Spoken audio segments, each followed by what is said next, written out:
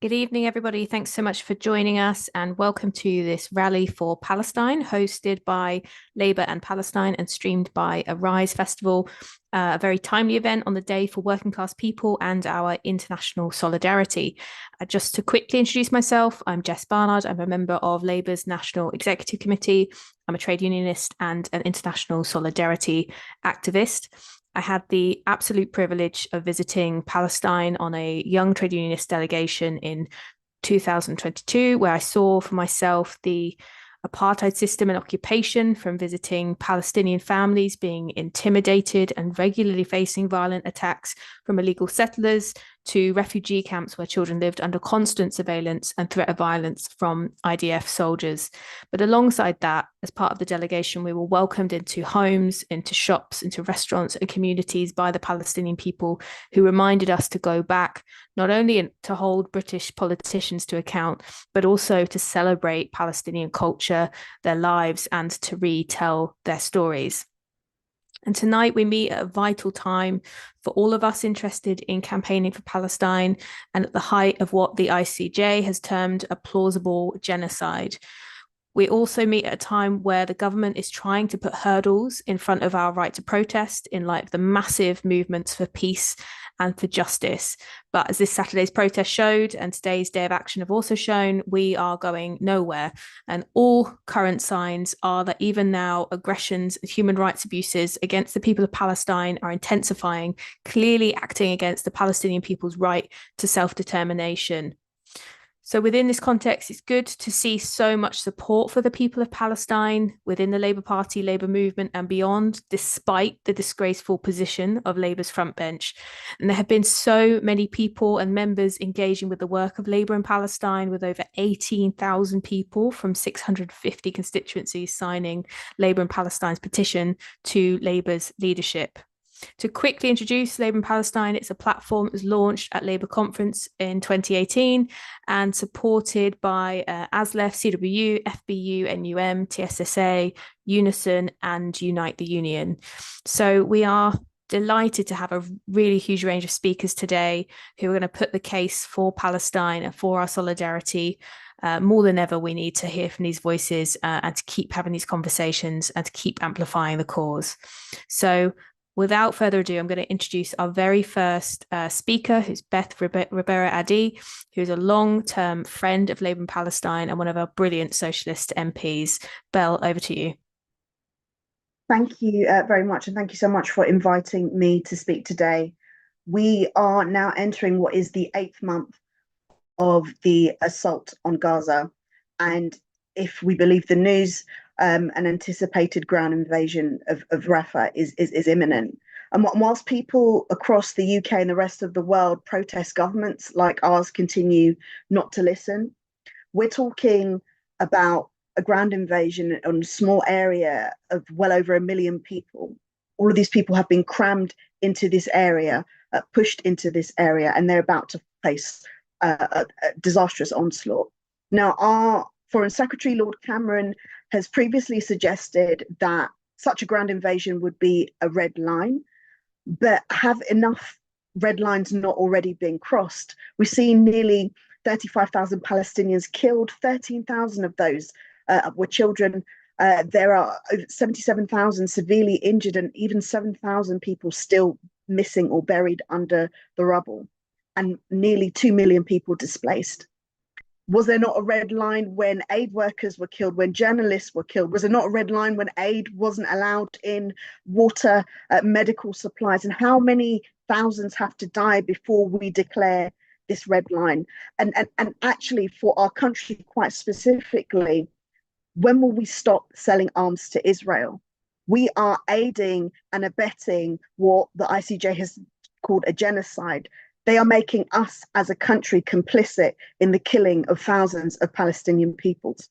Now, we need to understand that we as a formal colonial power actually hold some responsibility for what is happening. And we have to take decisive action and continue to call for a ceasefire. And our government has to respect the will of the people of this country. They've made that clear.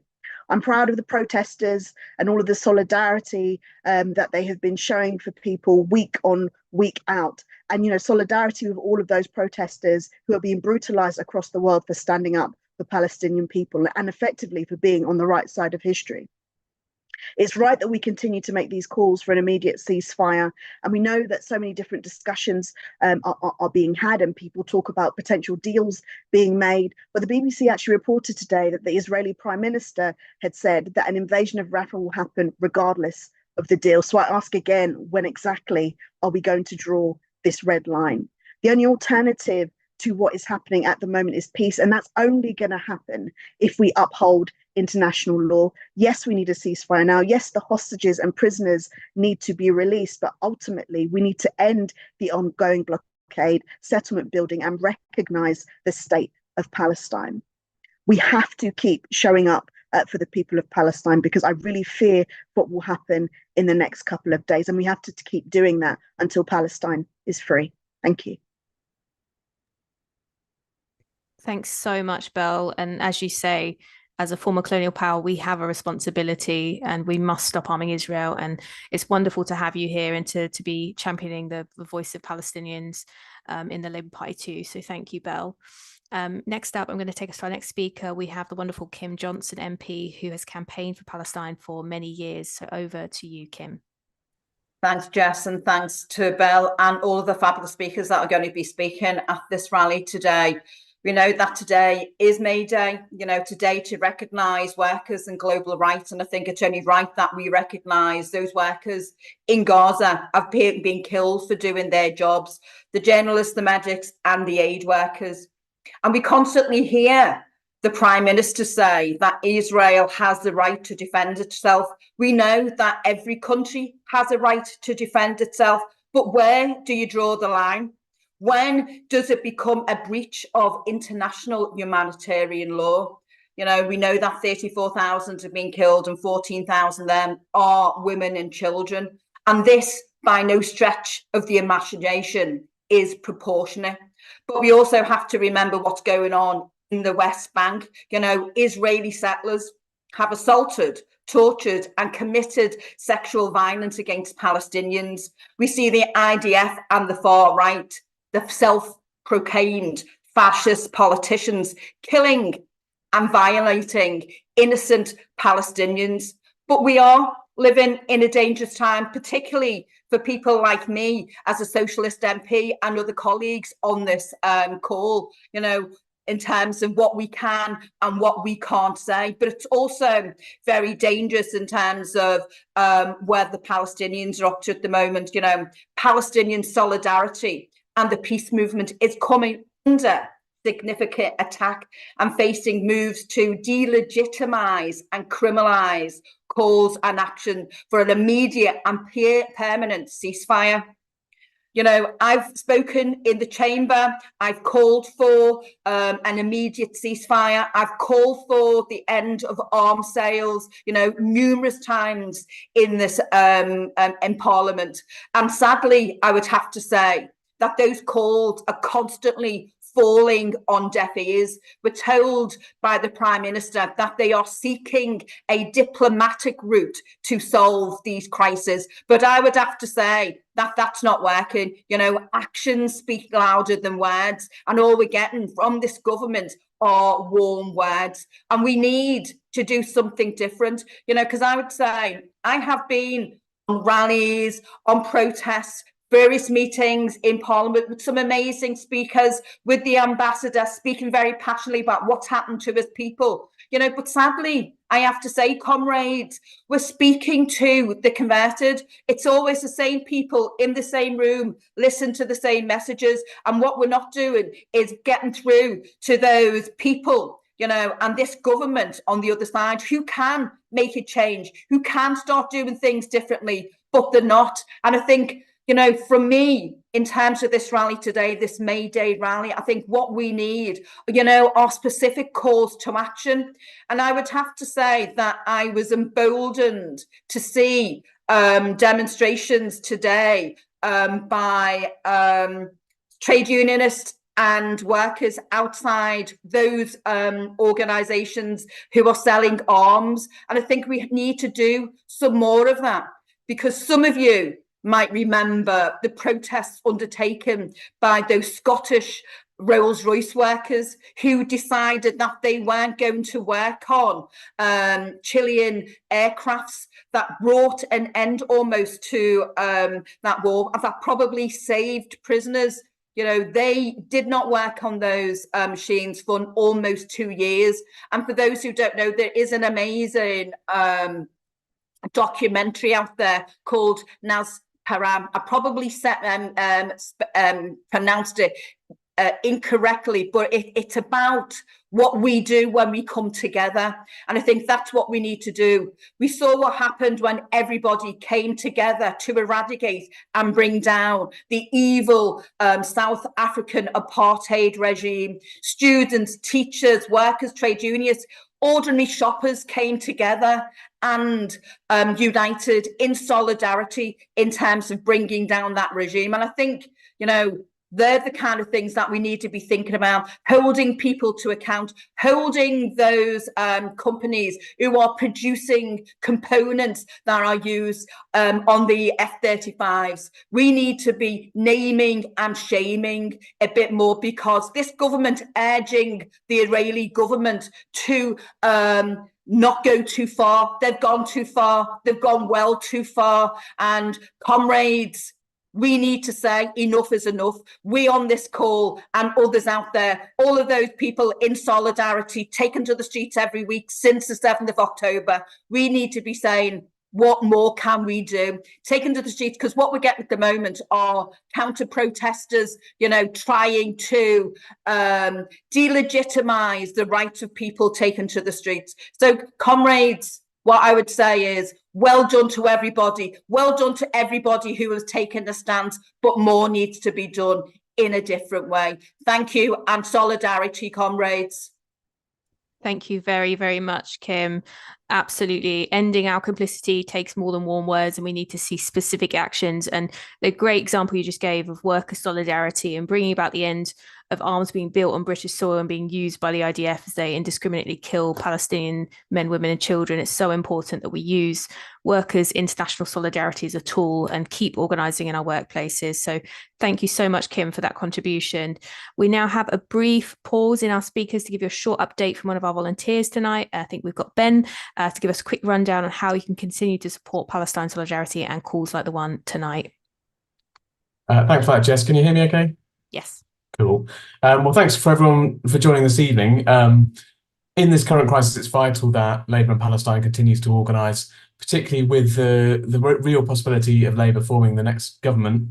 Obviously, we hope this conflict is over before then, but with Labour likely to form a next government and much to do to recognise Palestine, it's vital that we continue to grow, develop, put pressure on that potential incoming government and ensure that it's working towards a lasting resolution, an end to Israeli military action, an end to sieges and settlements, and the recognition of Palestine as a state that can deliver for the Palestinian people.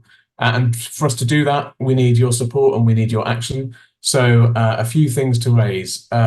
Firstly, we do need financial support to support these, to put on these meetings, to put in the time to organise them, and for the tech to host them.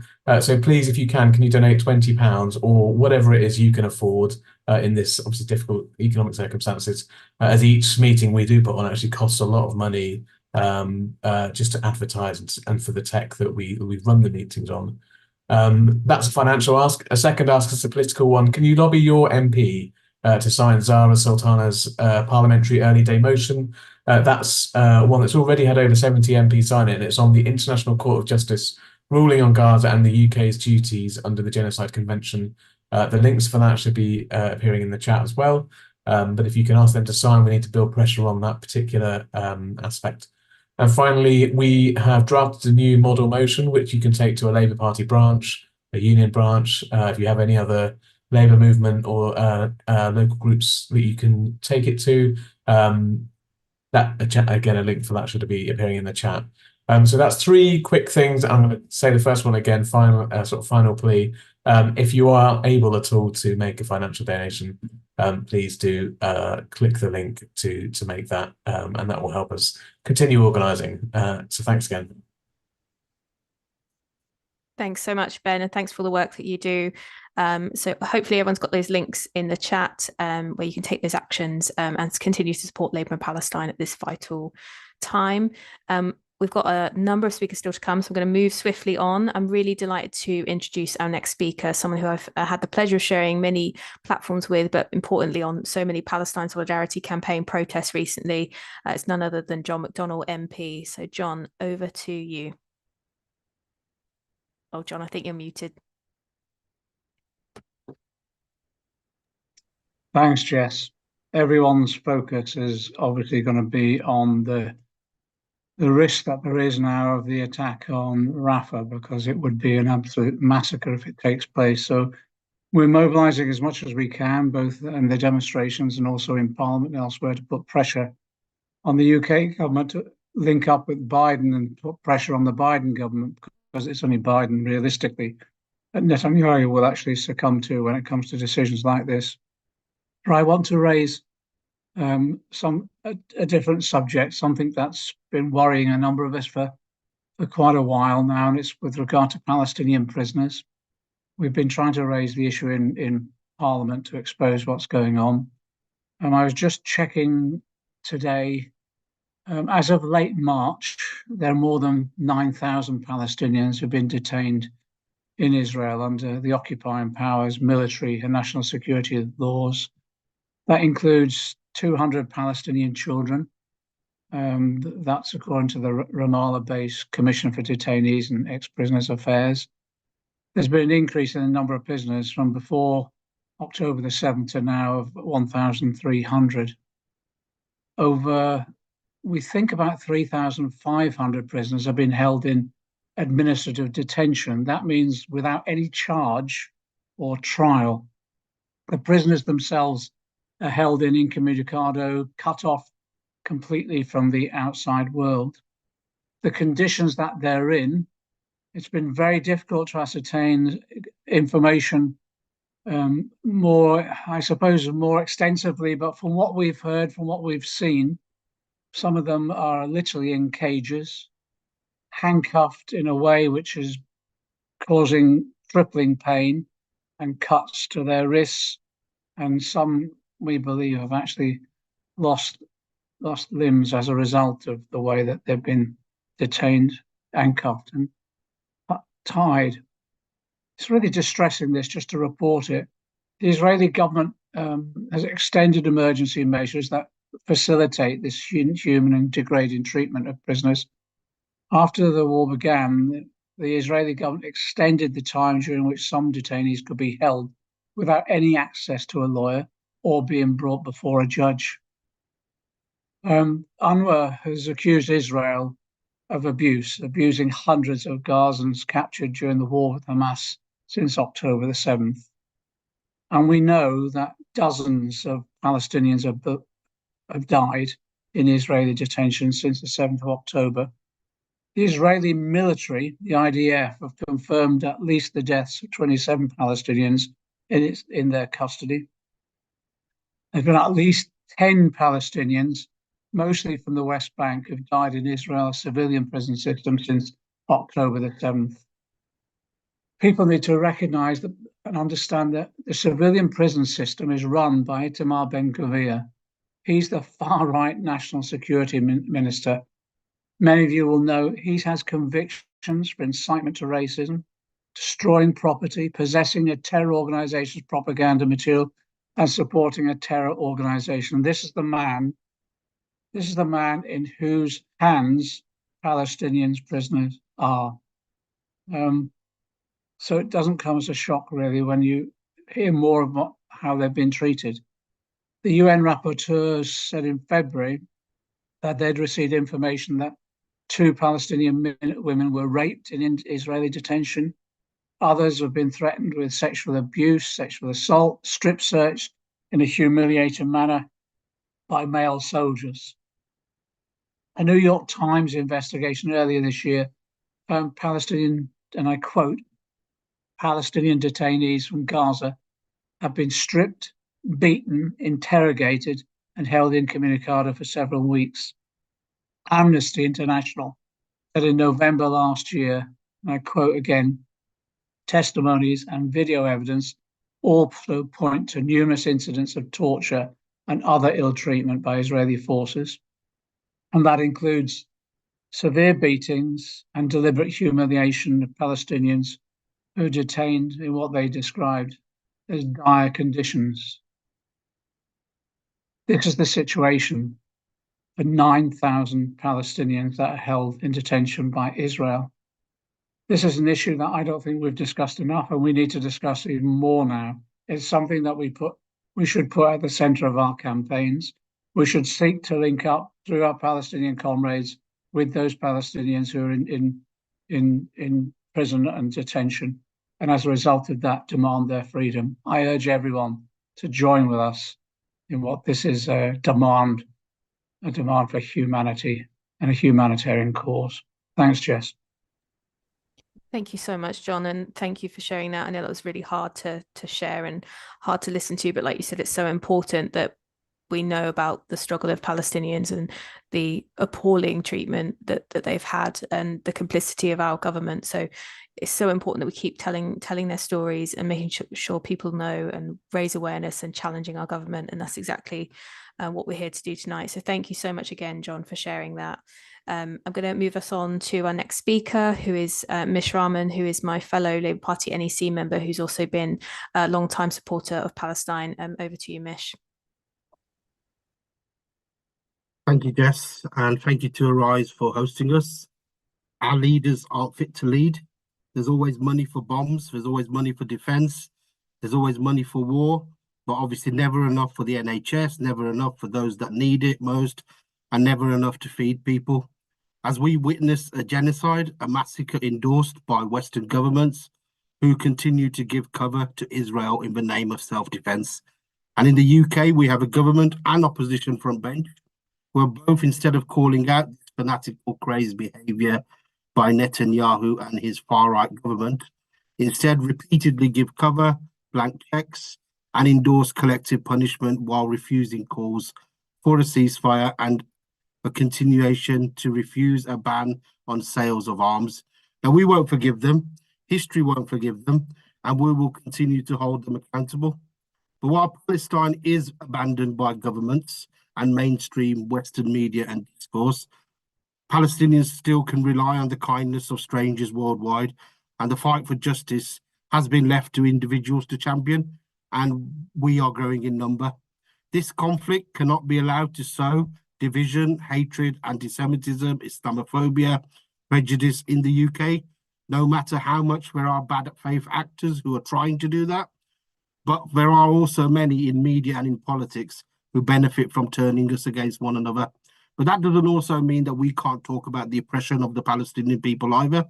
For me right now, nothing is more important than the ending of this war on Gaza, a war which for the first time in history, we are following live, one where human rights benchmarks are being eroded in real time.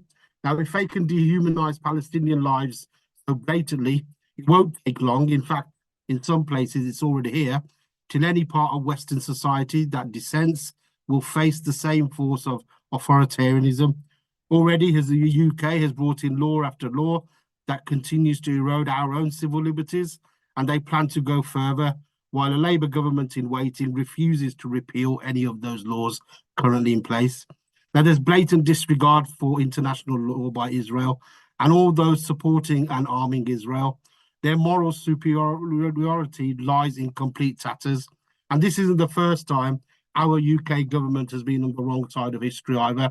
As if you remember, Margaret Thatcher refused to put sanctions on apartheid South Africa and called Nelson Mandela a terrorist. If you remember the illegal war in Iraq, which led to the death of 1 million innocents, the current government and the opposition have aligned in their reactionary, distorted worldview where their hypocrisy is bare for all to see. And criticisms of human rights violations and international law should apply to all countries, including the UK and its allies. But while the UK government's own lawyers even say Israel is breaking international law, that legal advice will never see the light of day. Instead of outrage and calls for international and independent investigations after finding mass graves in Gaza, the gaslighting continues by Israel and its allies towards those of us who call for peace, who calls for aid, calls for ceasefire, while those complicit and supporting of Israel and its genocide are called moderates. The actual fact is that we are the moderates in their extremist world. And as we value all lives equally, while they continue to dehumanize Palestinian life, they regard them as collateral damage, they deny genocide, deny apartheid, deny siege, and deny occupation. They say we talk about Palestine and then throw whataboutery to us. What about Syria? What about Sudan? What about all sorts of other conflicts? Well, first of all, those of us who speak out about Palestine always speak out about any other injustice around the world. And while Palestine is unique, it's because the oppressor of Palestinians is Israel, which is our nation's ally, friend. We supply arms to them. Our politicians take diplomatic trips to Israel, and there are official Friends of Israel organizations which facilitate and solidify these relationships. So the hypocrisy and double standards are there for all to see. Now, while Western media won't, and while our political establishments won't, we will continue to call out Israel for its ethnic cleansing. We will continue to call it out for its land grab. We'll call it out for its genocidal campaign against the innocent Palestinian people, and we'll call it out for those who endorse their war crimes in the name of self-defense. Regardless of whatever cause you prioritize, whatever day of the year it is, whether it's May Day or any other day, whatever cause you're involved in, whether it's the trade union movement, climate justice, social justice, inequality, anti-racism, our joint solidarity is the fundamental principle of our movement, and that connects all those injustices to the solidarity of the Palestinian people. From Columbia University to California, Turin University to Tokyo, arming Israel is immoral, unjustifiable, complicity is unforgivable, and the disposition and oppression of our Palestinians must end. Thank you, Jess, and sorry for carrying on. Not a problem. It's really important what you've just shared. Thank you so much, Mish. It's wonderful to have you on the call and wonderful to see you. And as you said, we've all seen the attempts to demonize these protests here in the UK as hate marches. Well, all of us here know these are demonstrations for peace and for Palestinian solidarity. So thank you for highlighting those key points. I'm going to pass now over to Sam Browse from Arise, a Festival of Left Ideas, who have co-hosted today's rally as part of their annual international events. Thanks, Jess. Yeah, it's an absolute pleasure to be co-hosting this rally on May Day with Labour and Palestine, because May Day is the day that we celebrate the best of the international workers' movement and the struggle for the liberation of all working people everywhere from the scourge of war, exploitation and alienation. So as Kim said, it's right that today we turn our attention to Palestine and the genocide unleashed on the people of Gaza, unleashed by the Israeli state, but enabled by the US and by Britain. It's right that today, of all days, we say ceasefire now, end the arms sales, end the siege, no to apartheid, and that our shouts of free, free Palestine echo down the streets and into the corridors of power too, reminding everyone there that they reach, that we're here, we're watching, and that we hold them accountable for the horrors we see daily on our social media feeds. Because we should be absolutely clear that for all the heavy-hearted rhetoric, the US president could end what is happening now with a word. To see why he doesn't, we only need to listen to what a younger Biden said on the issue. He said, were there not an Israel, the United States of America would have to invent an Israel to protect her interests in the region. At a time when we see a rising economic challenge to US domination then, it's no wonder it clings to its regional allies, threatening regional conflagration as it does so. On International Workers' Day, faced with this reality, I think it's vital that working people project their own independent vision of international relations. We cannot be silent on the genocidal killings of Palestinians, and we cannot abstain on the issue of arming the killers. Or worse, imply that the job of a British worker in an arms factory is worth more than the life of a Palestinian worker in Gaza or the West Bank. Because as the slogan goes, in our thousands, in our millions, we are all Palestinian. Without both a workers' economic policy and a workers' foreign policy, we have a policy for neither. Writing about the invasion of the West Bank in 2002, the Palestinian poet Mahmoud Darwish concluded his poem Under Siege with the following lines. He wrote, "In the blue shades, the sun gambols from one wall to another like a gazelle. The water in the clouds has the unlimited shape of what is left to us of the sky, and other things of suspended memories reveal that this morning is powerful and splendid, and that we are the guests of eternity. Today, this May Day is powerful and splendid, and the shape of what's left to us to achieve is unlimited. So let's do what Darwish suggests at the beginning of the poem and cultivate hope, build the demonstrations, take direct action, and bring those politics into your union, your campaign, and the Labour Party with a model motion posted in the chat. And together, we'll continue to call for a free Palestine. Solidarity. Thank you so much, Sam. Thank you for that message of hope and motivating us all to keep going at this time when things can feel quite demoralizing. We need to keep going and keep organizing together. I'm going to take us on to our next speaker, who is the wonderful Beth Winter MP, a great voice for peace and for justice in Parliament. Over to you, Beth. Oh, diolch yn fawr, Jess, and thank you for inviting me this evening on International Day of Labour, a day when socialist and working class people across the world stand in solidarity, and it really is an honour to be sharing a platform with so many distinguished activists, including the Palestinian ambassador, Husam Zomlot. As others already said, this week marks the 200th day since the conflict began, and we have witnessed horrific and unimaginable pain, death, and destruction of people and entire communities. Where is our humanity? This must stop for humanity's sake. We face an intensified Israeli military assault. We've heard that the long warned of Israeli military assault on Rafah may soon take place. This must be challenged, condemned, and there must be an immediate ceasefire. We know that there are growing famine conditions. We've got to ensure that aid must reach the Palestinian people, and that is dependent on a ceasefire and must include the restoration and increased funds to UNRWA. We know that International Criminal Court and International Court of Justice cases against Israel and individual actors in the conflict, and there must be justice for the victims of war crimes. And we know that British arms continue to be sent to Israel. That must be stopped immediately. And there is a growing demand for recognition of Palestine as a state and as a member state of the UN. And we must demand that recognition here in Britain. In the brief time that I do have, though, I just want to concentrate on two issues for myself. One is to focus on my country of Cymru, Wales, where I do think we have unique opportunities to show that we've got a different approach to this Tory government in Westminster. And as we have done throughout our history, from the Spanish Civil War to the anti-apartheid movement, to our aim to be a nation of sanctuary. And I do welcome the motion passed in our Parliament in Wales and the Senedd calling for a ceasefire. The Senedd has spoken, but Welsh Government unfortunately abstained at that time. So I want to renew my call on Welsh Government to call for a ceasefire, and for the Welsh First Minister, who has responsibility for international affairs, to work with Scottish First Minister, Northern Ireland First Minister, and the Mayor of London in calling for an immediate ceasefire.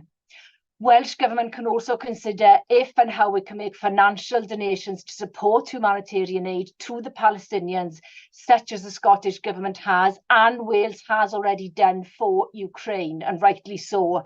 And we've got to develop stronger Cymru-Wales-Palestine relationships, such as opening discussions on a memorandum of understanding with Palestinian Authority and the Welsh Government's international offices in the Middle East, building links between Welsh and Palestinian civil society. It is vital that we continue our activity to secure a peaceful resolution. And this is the second point I want to focus on, others has already done. We cannot rely solely on elected politicians in positions of power. We have to continue to organise and pressure our elected politicians. And please do not underestimate the power of people. You all of you out there in what you are doing. So we must continue the peaceful demonstrations which are happening weekly here in Wales, in Cardiff, as well as in London and across the UK.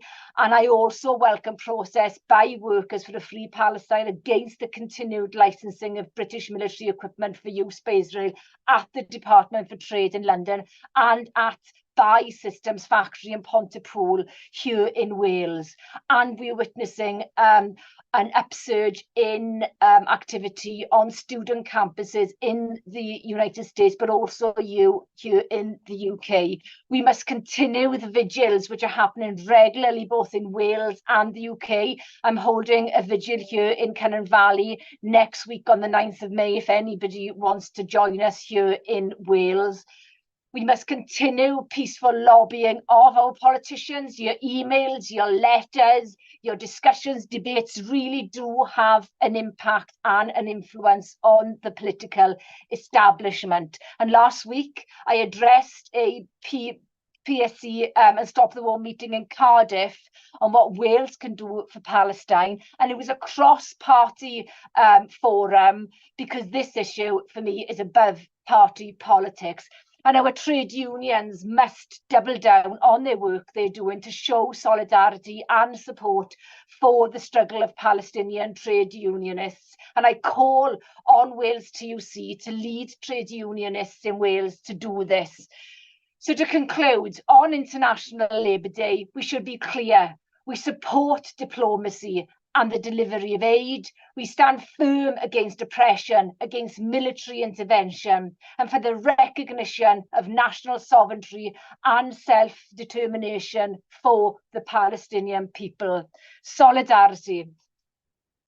Solidarity, Beth. Thank you so much. And some brilliant examples of all the different types of actions from campuses to Westminster and the actions happening from Wales to London.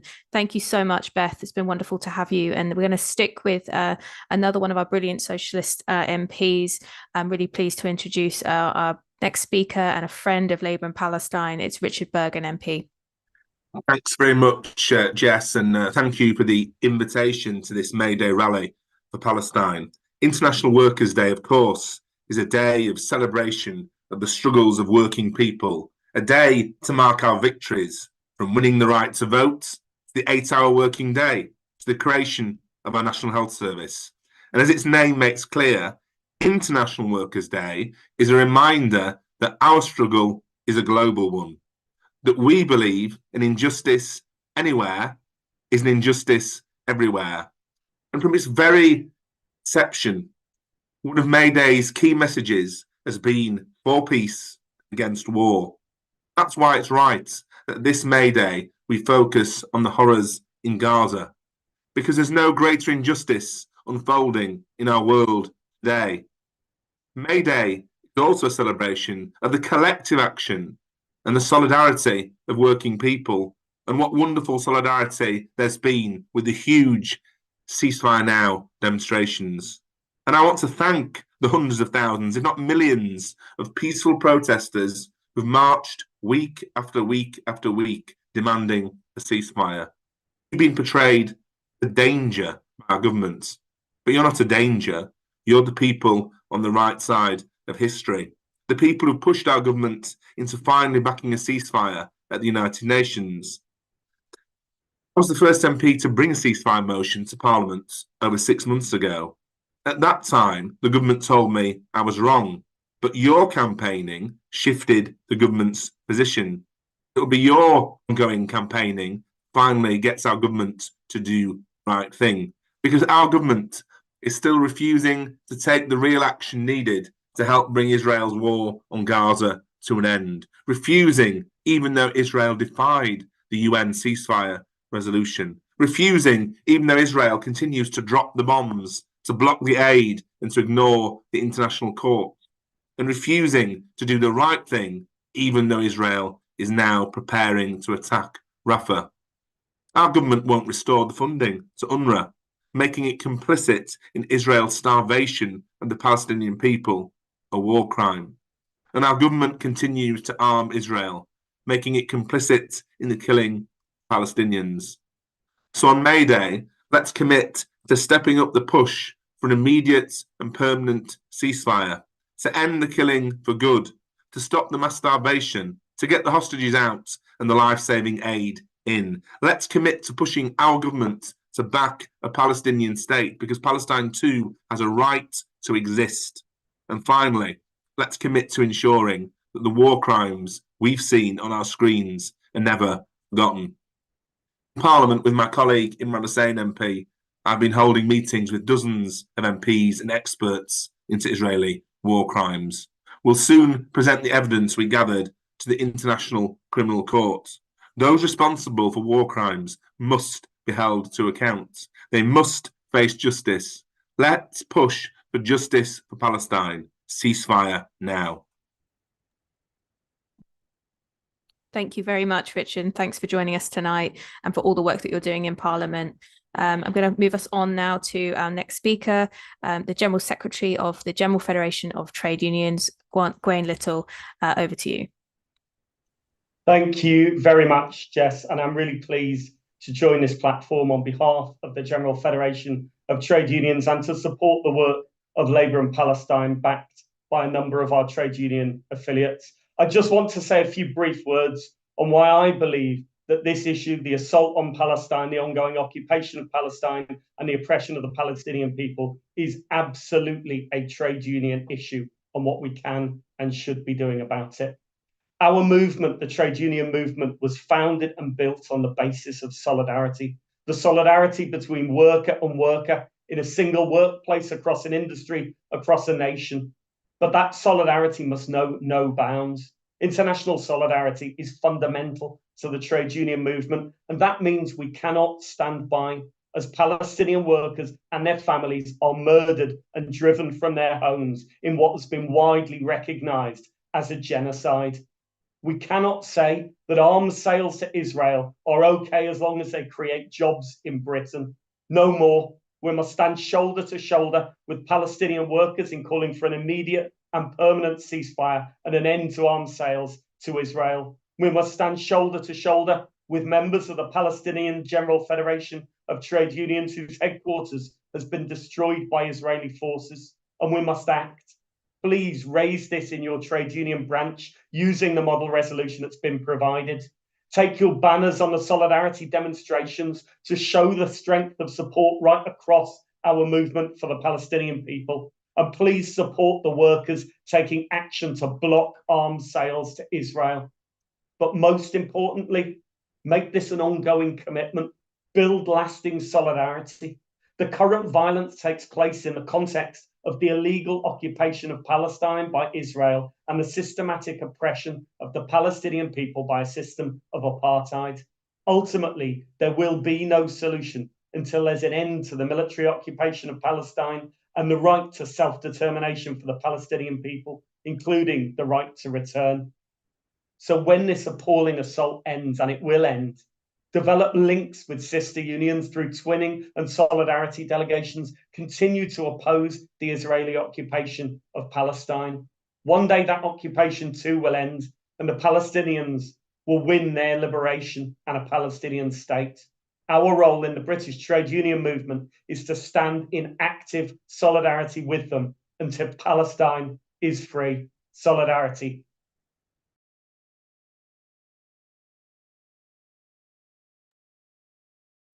Sorry, I was muted then. Thank you so much, Gawain. It's wonderful to have you, and thank you for that powerful message of trade union solidarity. It's so important that we keep organising in our workplaces and with sister trade unions. So thank you again.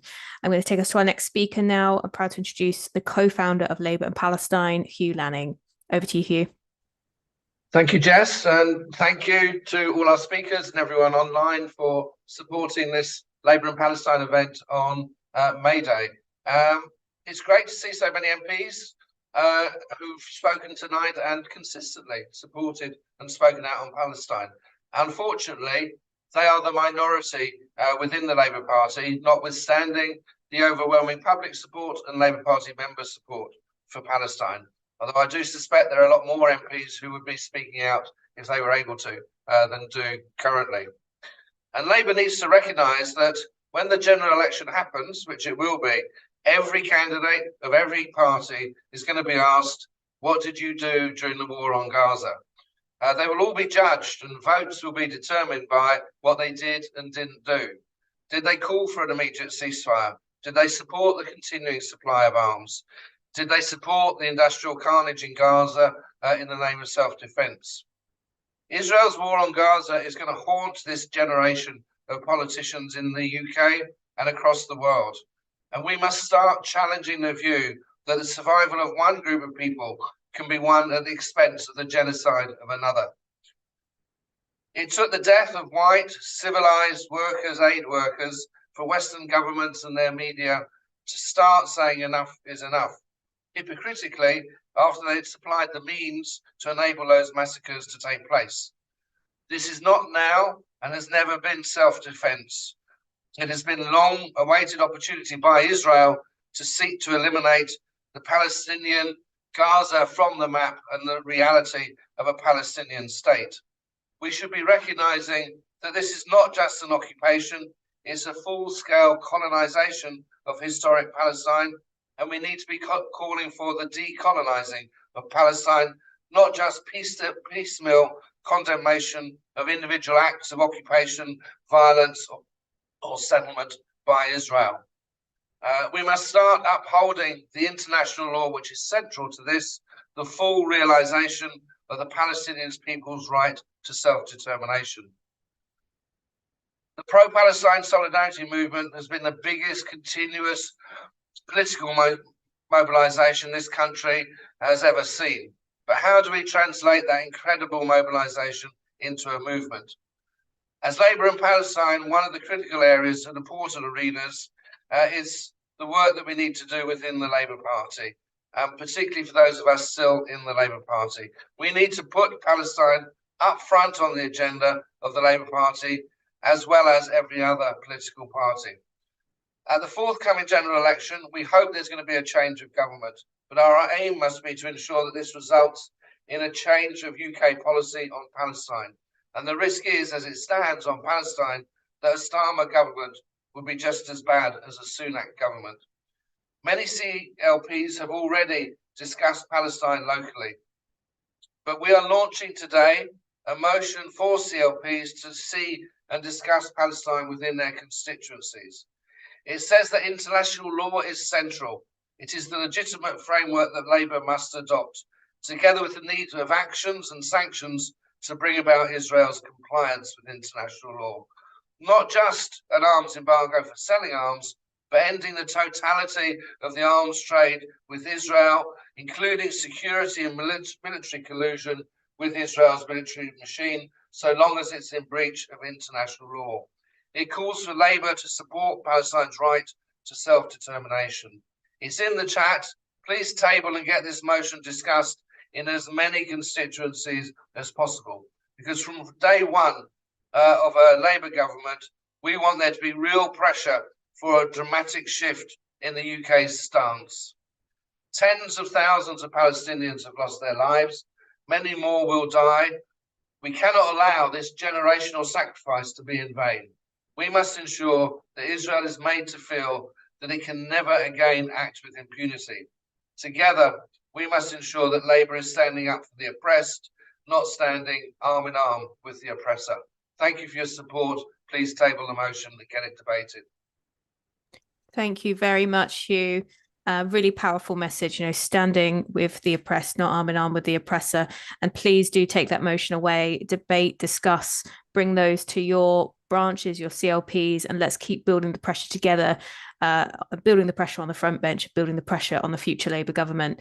Our penultimate speaker of the night is the one and only Louise Regan of the Palestine Solidarity Campaign and the National Education Union. Louise, the floor is yours. Thanks so much, Jess. And sorry, I've got very bad hay fever. And thank you to all of the previous speakers. It's been a very powerful evening. We have to remember that Palestinians are suffering the darkest times that we have witnessed for decades. It is horrific what we are seeing and hearing on our screens and our phones every day. But also we must remember that today, on International Workers' Day, we have heard the call out from our trade union partners in Palestine, and they have called for our support, not just in voices, but also in our actions. And it is vital that we listen to that as trade unionists and that we take part in all the actions that we can to support them and to defend what they are asking us to do. We know that over 34,000 Palestinians have been killed in Gaza. 2/3 of those are women and children. And these are not just numbers. We keep hearing numbers, but these are people. They are people that had lives, they had hopes, and they had dreams. And we have to remember that. We have heard some horrific statistics since the start of this war on Gaza. 10 children a day facing amputations with no anaesthetic. The new acronym WCNSF, Wounded Child, No Surviving Family. These are devastating things for us to hear and be listening to. And despite the huge attempts to stop our voices, we have not been silenced. We know, as we have already heard, that we have been called hate marches. There is nothing hateful on our marches. I've been on every national demonstration. They are marches for peace. They are marches for justice. They are marches for freedom for the Palestinian people. But despite attempts to silence us, despite attempts to stop us marching, we have seen huge protests, not just in London, huge demonstrations up and down the country, people out on the streets saying that enough is enough. And we know that the public in the UK, the majority of the public, support our call for an immediate and a permanent ceasefire. We have seen actions on boycott, divestment and sanctions. We know that the Palestinian civil society have called for us to back the call for boycott, divestment and sanctions, and we have to continue to do that. We have to continue to put pressure on the Israeli government to cease what they are doing. But we are also seeing this huge movement grow globally.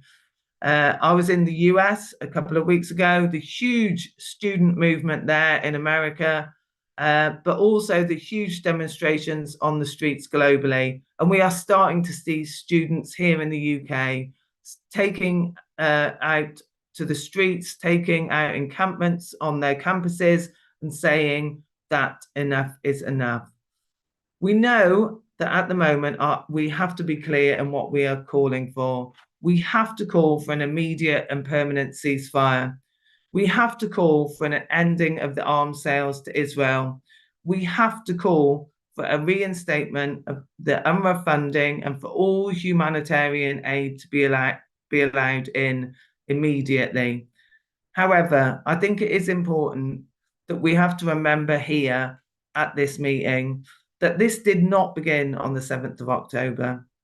Palestinians have suffered decades of oppression and dispossession. They've suffered decades of being stopped from getting to their lands, prevented from going to school, prevented from going to hospitals. And it is essential that at this point we continue to fight for justice and freedom for the Palestinian people. I think Hugh made a really important point, and I think we all have to think very seriously. We have to think about, what were you doing when this happened? What were you doing when the assault on Gaza happened? What action did you take and what choices did you make? And we have to say that we will continue to fight, not only on the streets, but in our workplaces and against our government, to get justice and freedom for the Palestinian people. And it isn't just about today and what is happening in Gaza. It's a long-term, permanent justice and freedom for the Palestinian people, the right of return and the right to justice. So solidarity and free Palestine. Thank you so much, Louise, and thank you for your continued work in Palestinian solidarity. I'm going to take us to our very final speaker of the night. I think this is someone we have all been moved by over recent months, and someone who is one of the most powerful Palestinian voices in the UK. So it's a huge privilege to introduce His Excellency, the Ambassador for Palestine, Husam Zomlot. Thank you, Jess, and thank you all. Really, I feel I am among many friends and it gives me such an honor to be among such renowned roster of speakers.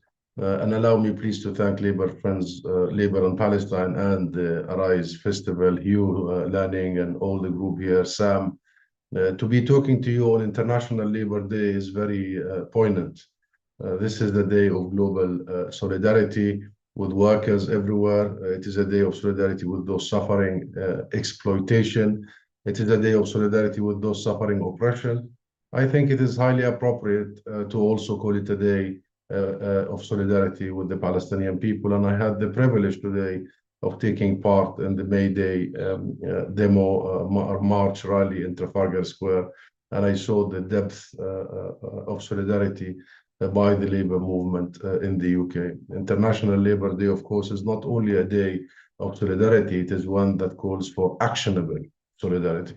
And I am very pleased to be asked to give my thoughts on what actions can be taken to set us on an irreversible path to what I hope and I believe is the final stretch in this long Palestinian journey, long Palestinian struggle for liberation and justice. And it's been, my friends, 57 years since the military occupation, 76 years since the ethnic cleansing, the Nakba of 1947-49, and it's been now 206 days of genocide. A permanent ceasefire is a necessary first step, of course, before anything can be accomplished. And it is unconscionable that people should be calling for a short-term ceasefire. Remember all the calls for pause here and pauses there. This is completely unconscionable. When we are looking at a 10 to 20 years process of rebuilding Gaza to make it livable, again, should we start today, let alone if this continues?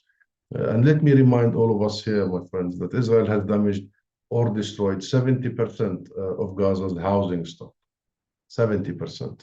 Israel has damaged or destroyed 75% of Gaza's schools. Israel has destroyed every single one of Gaza's universities. Israel has damaged or destroyed more than 2/3 of Gaza's hospitals and medical centers. The economy is shattered, devastated, the private sector is gone. Israel has imposed a famine, and Israel has deliberately targeted agricultural land, rendering recovery even much harder. So a temporary ceasefire is an insult to the memory of the 35,000 innocent people killed in Gaza, including nearly 15,000 children. What military prides itself on a fatality count that is drawn mostly from women and children? It's unprecedented. What country prides itself on supporting such brutality? What third party prides itself on supporting such brutality, such savagery? No, a ceasefire must be permanent.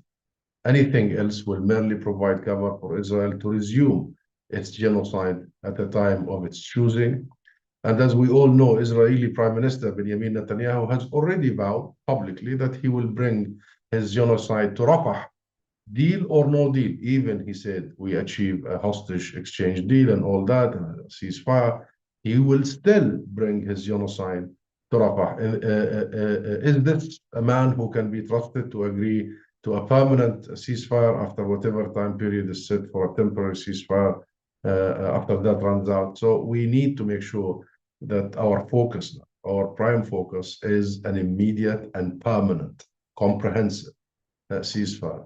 And of course, Netanyahu cannot be trusted whatsoever. And indeed, not only is the permanence of the ceasefire paramount, so too is the absolute rejection of going back to the situation that obtained prior to October 7th. We must resent such calls that we go back to a status quo ante. This moment of gross criminal warfare, the mass death and destruction wrought on the Palestinian people, must lead urgently to a political solution. It must lead to a sustainable and just outcome that will see the liberation of the Palestinian people in state of their own. If not now, when? This is the moment. This is the time. This is, and to this end, Britain can play an instrumental role, given many things, including the history and the responsibility, the moral, legal responsibility, the Balfour Declaration, all that you know. But it needs the political will. It needs the political will, because what is clear, what has been clear over the past 30 years, since at least the signing of the Oslo Agreement, is that Israel will not, of its own accord, make space for political solution for a Palestinian state. That is not available. Israel has no interest in resolving the issue into a political settlement, leaving two states equal in rights and sovereignty as espoused by the UK and the rest of the world. This is the international consensus. There is no such appetite in Israel. It doesn't exist. Look at the West Bank, where a diplomatic path had been answered only for 30 years with illegal settlement expansion that is expressly intended to prevent, that's the strategic value of it, to prevent a Palestinian state. That's why they're there. We also know that Israel does not offer any vision of the future other than continued indefinite occupation, colonization, apartheid, besiegement, oppression, and ethnic cleansing, of course. We know because Netanyahu told us so. He says this publicly. He prides himself with the fact that for a quarter of a century, he's been the one who has derailed the peace talks and the peace process and has blocked the emergence of Palestinian state. So we need to listen to him and believe him. And of course, his racist government. So my friend, like I say, Britain can play an instrumental role given the right political will. Because the UK government and all governments will not embark on such a course on its own. Also, even when Israel killed 3 British workers in Gaza, aid workers, charity, the UK government still approves arms sales to Israel until today. And if change will come, or let me say it the other way, if change does not come from the top, i.e. the government, then it must come from the below, from the people, from the masses, from the bases. It must come from unionists, from political leaders of conscience, from ordinary people, from the students protesting across the US and the UK, by the way, and the world. From the mass outpouring of solidarity we have seen weekly on British streets across the UK. And I must salute the PSC and Louise here and all her brilliant team and all the co-organizers with PSC of these marches. But all over, I just returned from Newcastle. I was touched, moved, daily protest. I mean, Newcastle, with all due respect, but it is in every single city, every single locality, people have decided to take action. And therefore, this outpouring of solidarity we have seen weekly across the UK is turning into a momentum, a movement. It is not a lack of popular support, therefore. It is a lack of political will. It's politicians. It isn't the people. It isn't the polity. There are solutions, my friend. And we must remind ourselves that this is not fatalistic. There are solutions. This genocide would end tomorrow if Israel's allies stopped supporting it politically, financially, and militarily. Tomorrow. The occupation will end once the international community, the US-led international community, becomes serious about implementing what is global consensus around the solution. But we have never seen such a commitment. But this necessitates action. There must be action, my friends. And here are what the actions that we need to take. First, there must be sanctions on Israel for continuing an illegal military occupation, sanctions on Israeli settlements and their goods, services, and products. This is a legal requirement. It is not a demand by you or us. You must ban all illegal settlement products. You must ban all illegal settlers, not just 4 of them, as the UK government did, as if there are good settlers or bad settlers. Or colonial settlers are committing war crimes as per international law. We must also sanction companies that work and profit from these illegal settlements, including British companies. There must be an arms embargo And what is happening right now is truly disappointing and embarrassing, because it is the responsibility of the UK government, the legal responsibility, to make sure as a third party that it is not complicit in genocide. And there must be also formally a recognition by the UK of the state of Palestine to join 141 other countries that have already done so. It's long overdue, and this politicking that has been happening is completely designed to allow buying more time for the further erosion of the UK so-called spouse solution, which is a two-state solution. And fourthly, there must be a clear commitment to international law and international resolutions and accountability, including the right of refugees to return to their homes, including reversion to international legality and judicial system, the ICC and the ICG. Nobody should intervene or block.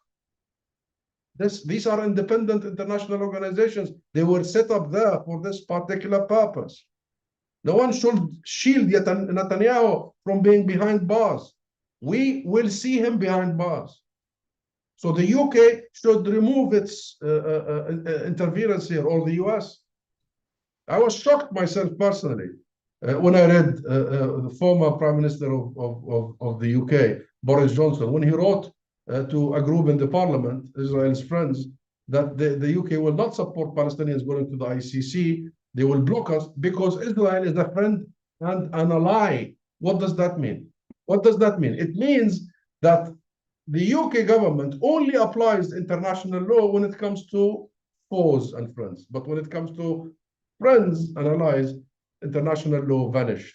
What an embarrassing. So therefore, I think this is the reasonable path. What we are already on, this is the path we are on. The sanctions, the accountability, the recognition of the state of Palestine, the commitment to international law to be implemented equally. It is asking of the UK and others only to implement international resolutions. This is what we're after, in line with international law and international human rights principles. And it is not too much to ask, and this is what we keep saying whenever we meet officials, and we do on a regular basis. We need a commitment that we apply the law equally. That is it. That is it. That very order is under the international order. The post-World War II order is under severe strain, my friend, as a result of the weight of the double standards countries like the US and the UK are putting on it with their irrational, self-harming, and counterproductive blind support for Israel and its many clear and appalling crimes. But that order is also far too important. That global order is far too important to let go merely for one small country that has proven itself to be the greatest cause of instability in our region and beyond. And because of this, and because of what is becoming a global movement for justice in Palestine to rival the anti-apartheid movement of the 80s and the anti-war protest of the 60s, I am truly hopeful, Jess. I am hopeful with your solidarity, with your pressure, and with your voices. And I've seen the many MPs in the conversation today, and we see them all the time. And I agree that those are the few principled, and hopefully very soon they will be the mainstream, not the minority. But because their voices is being heard, because the support is growing, and with the countless millions worldwide, I see an unstoppable momentum leading us to liberation. I believe we are in the final stretch for justice for Palestine and also for other issues. This isn't just about Palestine anymore. This is about all of us. And it is in large part due to you and people like you everywhere. Your solidarity and your moral integrity is something that we hold dear and we appreciate. Thank you. Thank you so much, Husam. Thank you so much for being here. And I think on behalf of everyone here today, all of our speakers and all of our guests, solidarity to you. And as you said, today is a day of actionable solidarity. And I know everyone tuning in after hearing from you and hearing from all of our speakers should be making plans for their next action, calling for sanctions, calling for recognition of the state of Palestine, for the right to return, for international law, ending arms sales for Israel. And as Labour movement activists, it's our duty to keep raising awareness, to keep taking to the streets, to keep organising in our workplaces, and to keep challenging not only our government, but the Labour leadership, and to keep campaigning wherever we can. So thank you so much again for your time. And that does bring us to the end of this evening's call. So I just want to say a huge thank you once again to all of our speakers, to the Labour and Palestine volunteers for organising, and for the Arise Festival team and volunteers for helping with all of the tech and hosting. Thank you once again to all of you for joining us. Keep organising, keep up the fight, solidarity, and good night, everybody.